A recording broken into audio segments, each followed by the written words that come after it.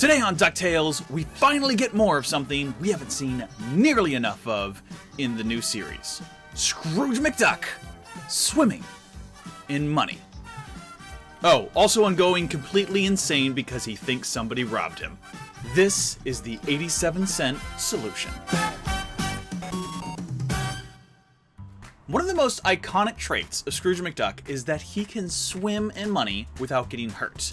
And one of the skills he exhibits while he swims that money is he has the ability to count an entire bin just by wading through it.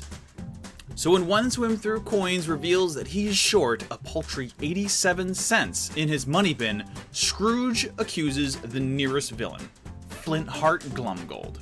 Glumgold is the perfect suspect because 1, he's an insane person, 2, he hates Scrooge and do anything to drive him crazy, and 3, he's already in the money bin. Glumgold is already in the money bin because of the fallout of the Ballad of Duke Baloney, in which Scrooge and Glumgold Industries set up a joint charity called Dimes for Ducklings.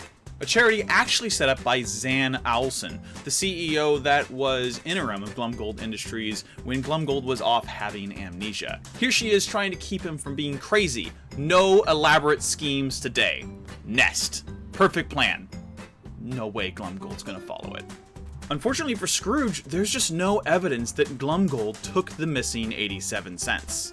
And on top of it, Huey and Webby are following Scrooge around trying to get him to rest. The old duck has apparently been working really hard and not sleeping at all, and they're worried it's making him delirious and making him make bad decisions and freaking out over losing less than $1, although that's totally on brand for Scrooge.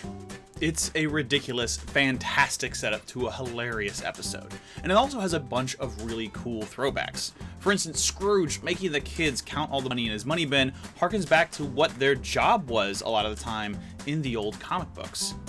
And Huey's constant fear that Scrooge has gold fever is a direct reference to a core storyline of the original 1987 DuckTales. Although their fear over gold fever being a contagious and fatal disease leads to a weird looking visual of ducks covering their face with a medical mask. And just, it like deletes their beaks. It's so freaky looking. On top of those references, it also gives us a look into the money bin security system, something I always loved about the original series. In the original DuckTales series, as well as the movies, there was an elaborate security system that guarded the money bin, filled with ridiculous and silly traps with giant hammers and flamethrowers and trapdoors. And in this episode, we get to see Gyro testing that out in the current money bin, and it's really fun to see. Add in a heaping helping of over-the-top Glumgold, and this is an episode that has just about everything. And that's just the set pieces. That's not even talking about the plot, about Scrooge going mad, trying to figure out what's happening to his 87 cents, building a giant vision board with all the possibilities, and scaring the heck out of his family. But you know what's crazy? The more insane he got in this episode, the more I thought he was probably right. Scrooge McDuck is a person who has seen insane things and gone on crazy adventures. The fact that he thinks something might be going on that's far deeper than losing a couple of coins, you've got to give a little bit of credit to that. But perhaps the best thing about it all is it's a mystery that goes in directions I couldn't even possibly predict. It's fun, it's hilarious, it has insights into little questions we always wondered about the future of Scrooge. It's got Glumgold going crazy on camera and really hamming things up. But my favorite thing is I just couldn't predict it. And maybe that's because the twist to the story is something you couldn't have seen coming. It's something not predictable because it all comes together at the ends with clues that maybe you couldn't put together on your own. But I think that's okay, because ultimately this is a fun story that really builds on a lot of the things that were set up earlier in this season and back in the first season. This is a DuckTales story they could only tell now that we've established the characters, we've established the villains, and we've established these different tropes. It feels like part of a larger, more fully built DuckTales world. It's what we've been building to throughout 2 seasons, to be able to tell these DuckTales stories. And it's really enjoyable.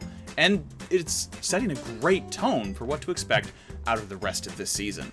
If you haven't seen this one yet, definitely watch it. It doesn't need to be seen in any particular order. I don't think it ties in any larger storylines, but it is probably the episode of DuckTales 2017 that reminds me the most of the classic series.